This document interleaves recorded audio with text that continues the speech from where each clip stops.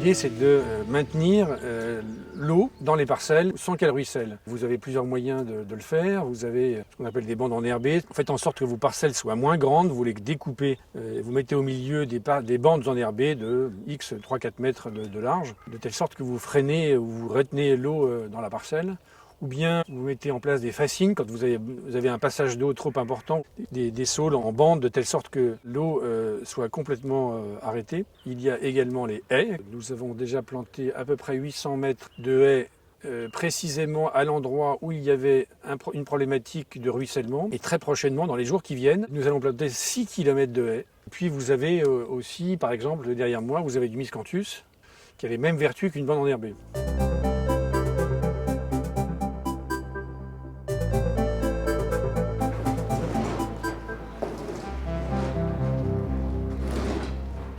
Je suis sur un système d'exploitation dans l'agriculture raisonnée.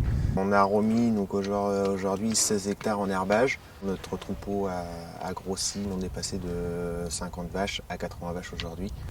Donc l'intérêt pour moi, c'est essentiellement pour mes animaux, créer des zones d'ombre pour les protéger et couper du vent pour les laisser au pâturage le plus longtemps possible. Et aussi pour limiter les axes de ruissellement. Il y a environ 800 mètres de haies.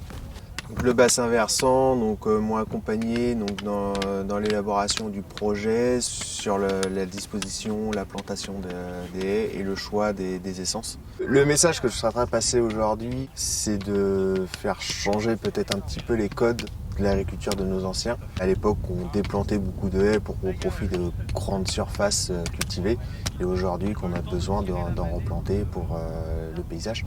On plante une haie pour un agriculteur dans le but de limiter l'érosion, de créer de l'ombre pour ses vaches et de la biodiversité. Les haies abritent des auxiliaires de culture et tout ce qui peut aider à lutter naturellement contre certains ravageurs dans les grandes parcelles.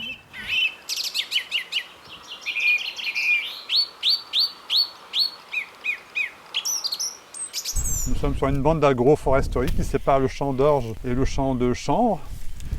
Et donc nous avons implanté de l'agroforesterie sur 10 hectares dans le sujet de la résilience de l'agriculture et favoriser les auxiliaires, diversifier les productions, puis aussi la lutte contre le réchauffement climatique en offrant des zones d'ombre. Et évidemment, c'est pas important comme action, mais c'est le rôle du colibri.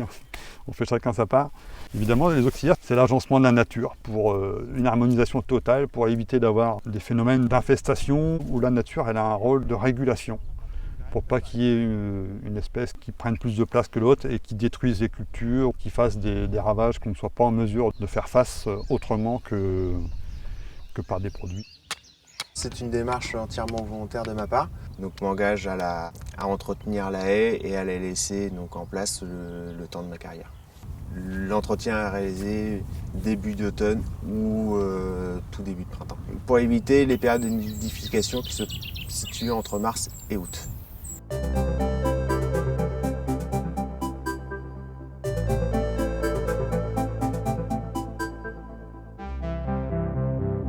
Je vais m'adjoindre également les services de CUMA, des coopératives qui mutualisent des outils, de telle sorte que cet entretien puisse aussi servir comme valorisation pour alimenter par exemple des chaudières privées ou des chaudières municipales. Mais elles sont valorisées en bois de chauffage pour les arbres de Auger. Les arbustes sont plutôt broyés, restitués au sol.